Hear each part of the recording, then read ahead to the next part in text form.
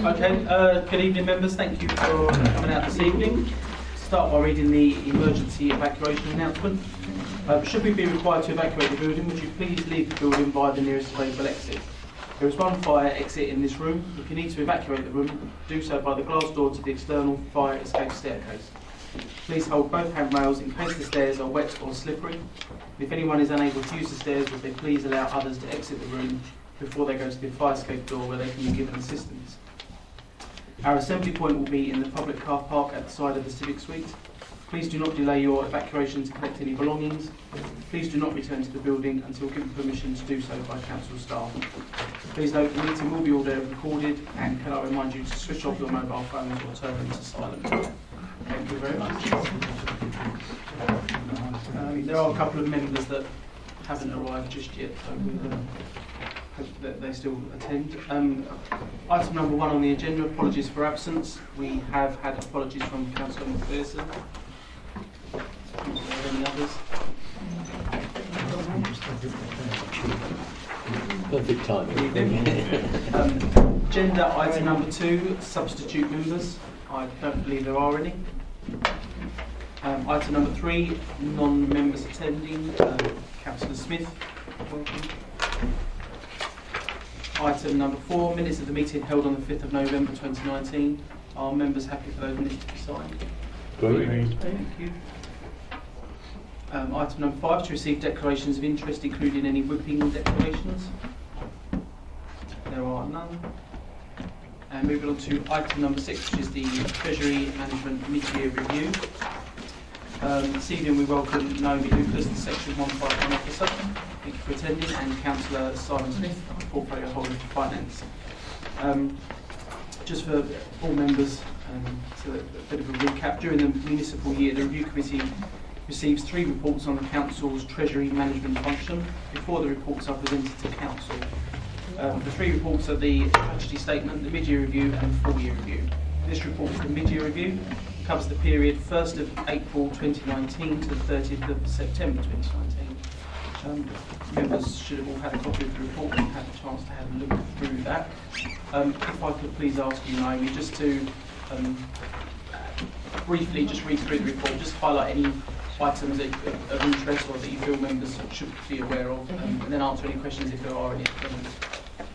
Thank you. Thank you, Chair. Yes, as the Chair's indicated, this is the mid-year report on the Treasury Management position for the Council. The report sets out an economic update from our Treasury Managers link and sets out their expectations in terms of their future growth of the economy and the interest rates that they're predicting over the next 3 years. As members will be well aware, there's plenty of fiscal uncertainty at the moment, so all forecasts are slightly uncertain at this point in time, but they are forecasting that there will be some rise in interest rates going forward, but obviously that will be subject to the final outcome of Brexit and other political changes over the next few months. In terms of the Council's position, there are no policy changes to our Treasury Management strategy, which was brought to this committee in February and then subsequently approved by full Council in February of this year. There is no change to our sort of prudential indicators position either. There's a table within the report that sets out our capital expenditure forecast, which obviously is one of the drivers of our Treasury Management and capital strategy. It sets out our original budget position and then our current end-of-year forecast. The main reason for the rise in capital expenditure forecast between budgeted position and the position we're reporting now is capital budgets which were part of the 18-19 capital programme, which were unspent at year end and then were subsequently approved by executive to be rolled forward into this year's capital programme. They've previously been approved by executive and are now incorporated into this year's capital programme. So we're forecasting at the moment to spend 3.35 million at the end of the year. As members will be aware, we don't currently have any borrowing, and we're not projecting to, we haven't asked to borrow any monies in this financial year. So our capital financing requirement stays static from the start of the year. If there's any change to that position into 1920, that would be brought forward as part of the Treasury Management Strategy proposals, which will be brought back to this committee in February of next year. So to move on to section 6, our investment portfolio, our current investment portfolio for this financial year. Members will be able to see that under the table in section 6.2 that we started the year with about just over £12 million of investments and 1.8 million in our current accounts. Since that time, we've placed investments of nearly 28 million, and we've realised investments of nearly 27 million. So there's a net overall increase in the amount we've got across house investments of just under £1 million, and there's a decrease in our current account balance of again just over £1 million. So broadly speaking, there's not a massive difference between our overall position at the start of the year in terms of the net amount in our current account and investments and the position that we're reporting at the mid-year. That's just basically summarised in the graphical representation of that position, which is also shown within the report. In terms of where we've got our monies invested, again, members will be aware that in the strategy we set out clear parameters and guidelines of where we can invest our money as a council. We obviously have quite a low sort of risk profile as a council, and we choose to invest our money in low risk but also relatively low return investments. So the table at 6.4 sets out where we've got those investments at the moment. So they're split between some Santander and Lloyd's accounts, and also within some money market funds. So yes, there's 2 money market funds where we've got some of our money invested as well. The investment performance for the year to date is set out in the table at 6.5. So this basically shows what our Treasury Management Advisors Link would expect a sort of average or sort of normal return would be for each sort of category of investment period, and what the council's actually achieved for the equivalent investments that it's made under each category. And you can see that we have outperformed the average, which means basically we're getting the best return that we can on the money we've got invested for the type of investments that we are allowed to invest in under our current strategy. So I think we've got, we're fairly confident that we're achieving the best returns we can within our strategy. As a result of that, and as partly as a result of the sort of average length of our investment increasing slightly, the return that we're expecting to make this year has increased from £80,000 that we budgeted for, which was maybe slightly prudent. We've already made £60,000 almost of interest for the first 6 months of the year, and we're projecting by year end we will have made £130,000. So that will mean we've made a £50,000 improvement in the interest that we've earned compared to our budgeted position. I think that's the main points that I would draw your members' attention to. But as ever, if you've got any questions, I'm happy to try and answer them. Okay, thank you very much. Councillor Cutmore. Thank you. Very quick one, really. Where you've got money market prime, is that a basket of investments, or is it just one bank? And if it is one bank, what bank is it? It's not a bank. It's a fund which basically invests across a broad spectrum of different investments. So that's why it's classified as a low risk, because the risk is spread so widely. But, yeah. Okay, thank you very much for that. Councillor Mrs Mason. Thank you, Mr Chairman. On item 5.1, where you show the capital expenditure and the financing by. As you say, we've brought forward underspends from 18-19. These are quite substantial and they're still not being spent halfway through the year. What is the realistic expectation of those being utilised by the end of the financial year? So I think it's a good question, and I think we probably are unlikely to fully spend our capital budget this year again, which we've reported to Executive in our Q2 financial reports. So that is something we are actively reviewing ahead of the budget for the next financial year, to sort of do a zero-based review and make sure that whatever we build into the capital programme going forward is achievable. So yes, I think there's probably will be some underspends again this year, but I think we're looking to challenge and not necessarily roll those forward automatically, which perhaps has been the case in the past. So to make sure that we can actually deliver on whatever we put into the programme. Thank you, Mr. Chairman, because obviously, especially with the air quality grant income, that's highly substantial, and in some ways it's a shame to see it's not being spent. The other question I'd like to ask the officer, and I'm a little bit concerned this isn't shown in the charts, so perhaps you could include it before it goes to full council. You haven't put the interest rates that we're achieving on 6.4. You've put who we're investing with, how long for. But obviously the interest rate is quite a significant part of that decision. Could that be shown there? And could you tell us what it is actually at the moment so that we're all aware of it? So the average interest rate that we are achieving is set out in the table beneath that. So the investment performance for the year to date shows the average interest rates we're achieving across each category of... So that's not the question I asked. The question I asked is how much interest are we earning in each account? Santander, for example, what is the interest rate on the 95-day account? Lloyds, what is the interest rate? Yeah, so that's quite significant. Okay, yeah, I can certainly take that away and add it to the report. I think the interest rates do obviously, particularly with the money market funds, will vary depending on the date of the investment is made. So it's not a fixed interest rate. So, but the other three are fixed interest rates, and do you know what they are at the moment? I don't have the latest ones offhand here, but as I say, if we're going to take it back to full council, I'm more than happy to take that away and get the current rates for you, and then we can bring that back. Thank you. I assume they're fixed. They are usually fixed up, but they at a point in time. But obviously, they can.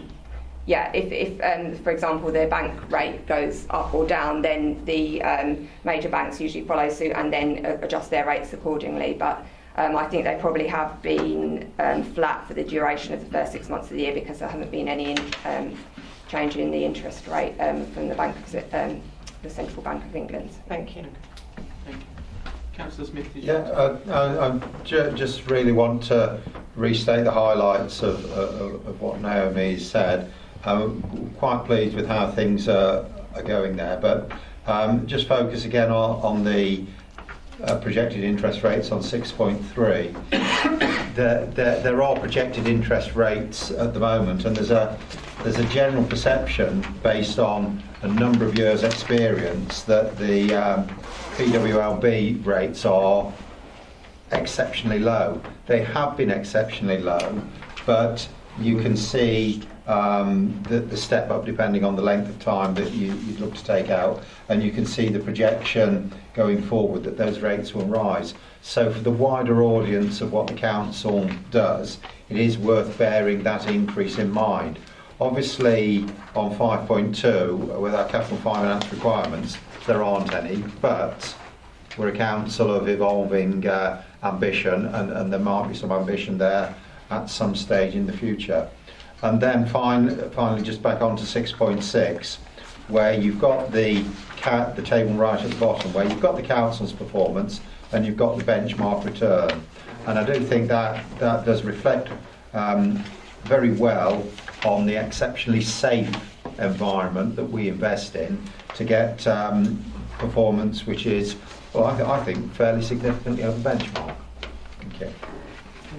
Thank you very much. Last one. You've got benchmark return on there, which we've exceeded in every instance. But where do you get that benchmark figure from, may I just ask? Is it just, again, a basket? Or? It's from our Treasury Management Advisors links, so they produce that information. Thank you very much, Stuart. Councillor Boyle. Thank you. How do we know that it's an accurate benchmark? If they're providing it and we're measuring their service against their benchmark, then perhaps the benchmark might be a little bit low anyway. It's just I'm a bit cynical sometimes. Well, I don't think they've got any particular interest in sort of skewing. I mean, they operate across probably half of the local authorities in the country. I don't think they've got any invested interest in portraying a skewed position. And obviously, we employ them as professional independent advisors. So I think if we were choose to not to accept their expertise, then there's not really much point us sort of employing them in the first place. How long's a money market prime would that be on deposit for at each time? What's the average length of a deposit? I haven't got the average length, but again, if you want me to add that to the table, I can add it. But obviously, it's in line with our treasury management strategy, so it will depend on the colour coding that each sort of investment is assigned to by our treasury management advisors. And again, that can fluctuate. So we have to monitor position on a week-by-week basis, look at the colour coding assigned to any investment, and then make a length of investment decision that's appropriate to our needs and would fit within our strategy. So. Okay, right. That's fine, but I can't tell that from this report. That's all. Okay, yeah. Well, I can certainly try and get the average length of investment. Just out of interest, on 6.6, the table shown in 6.4 is money market prime and money market Deutsche. Is that new? No, I believe we had that money market fund set up before the start of the financial year. We did open some new money market funds sort of within the last year or so. Our treasury management strategy says we can invest up to 5 million with an individual funds. So yes, again, we take advice on which funds met within our strategy from our treasury management advisors, and so we've made sure that they are in line with our strategy. Any other questions from members?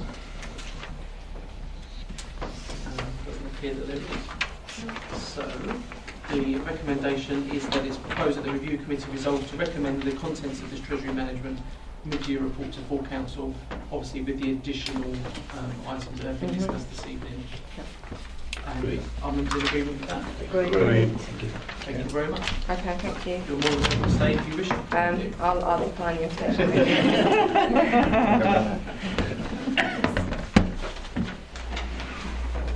Thank you. Thank you.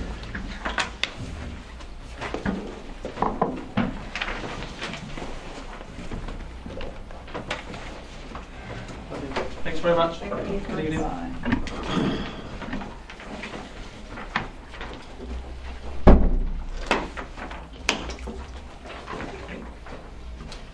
Moving on to item number 7 on the agenda, local electricity bill. This item was added at the request of a member. At the end of the discussion, the committee can decide to do nothing, or alternatively offer support to the bill. I believe this was it Councillor Mrs Mason that asked for this to be added to the agenda. Yeah. Councillor Mr Boyd, do you wish to members know what this is? As the bill failed to pass, and there is no Parliament does not exist, and the bill definitely failed to pass. I did look it up. I can't see that we can discuss a bill which doesn't exist and can't exist. No, I don't know if it can be reintroduced, which I'm sure it could be, but then it's got to get another member to support the bill, hasn't it? So as far as I think it's a bit remote what we might be discussing now. Bills can't be carried over, so we'll have to start again if it's accepted. So I don't know. I discussed it with Vice Chairman and the officer, and I think we were of a similar opinion, really. Yeah, I mean, Francois knows nothing about it. That's not to say that he's not interested in it, but he hasn't been approached about it in any way, shape or form. The MP that proposed it is not standing for re-election. So So It's a mess, isn't it? yeah, I think the chairman's quite right. You know, until something is more concrete or more stable, we're I mean, it was a bill that I didn't know anything about, but obviously we've seen it come before on the agenda tonight. I've looked into it, Yeah. and it does. I kind of agree. It does look like an interesting bill, and possibly one that will be of great interest in the future. But I'm just not sure. Can I propose that we put it on the back burner on the work plan for to look at in the future if the committee so desires, if it comes back? I think that's probably the sense. That would I'll certainly have second that. And agree with that. Did you want to? Yeah, I just was going to say, the reason that this came, I think it came to all of us, and I think it's interesting, something that we should look at. There's, amongst the many names, there's quite a few that we know and respect, as Robert Half and Sir David Amis. So I suspect this might get legs in the future, but it was something that I felt the committee should be aware about and could make a view on. But I'm quite happy for it to be put on the back burner. I've got no strong views on it at all. No, I agree. I think it should be put on the back burner. But I having done a bit of research into it before tonight's piece, I think, like I say, it is quite interesting to read, and I've got a feeling it probably will come forward at a later date. Are members happy with that? Yeah. Okay. Thank you very much. Item number 8, which is the key decisions document. Has everybody got a copy that they can see, or anybody need anything? Yeah. I'll hand over to Paul. Not a lot to say, really. Okay. We have one item on the key decision document, the same item that's been on there for the last 2 months, the Brownfield Land Register, and the decision's due to be made in January. Any questions, members? Okay. Moving on to item number 9, which is the work plan. Again, if I hand over to Paul. Right. Okay. Next month's meeting, there's emergency planning for a report. Probably the only thing I want to update members on is the working groups. The recycling and waste contract group have been lucky enough to obtain the services of RAP, which is the Waste and Resources Action Programme, and they've agreed to do an options appraisal on various options free of charge. So they are going to go away and look at the various options for the waste collection and come back to the council in around about March time, at which time we will prepare a report and bring it forward to the review committee with the details of the options and which one they would recommend, and that would be then for the review committee to recommend it on to council. So there's, clear buying and thought process on that for what it might be.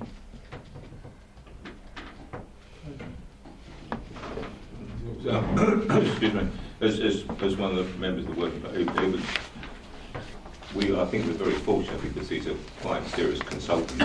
So under normal circumstances, we would pay a considerable amount of money to utilise their services, but I believe it's government sponsored, and that's how we can utilise them. They're completely independent, government sponsored, and we're fortunate enough to take the opportunity. We've had the right people at the right place at the right time, and the job done. So let's see where they come back, and they will, as Paul has said, will give us an impartial assessment of the options, and then it will be down to us with the information that they supply to make a decision on which route we want to go. It was even just touching the surface was quite in depth, wasn't it? The number of options are quite substantial at how we go and the route. So perhaps it might be the best thing to have a completely independent professional body look at it on our behalf and come back to us with, perhaps a top 3 hit list or something like that. Also, they'll have some information about DEFRA and their choices for the waste consultation that has taken place and is due to come out towards the end of next year.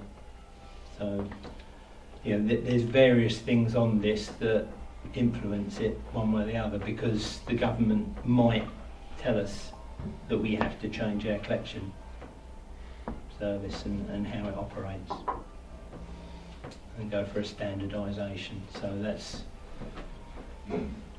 that's the current situation on that one. Any questions, members?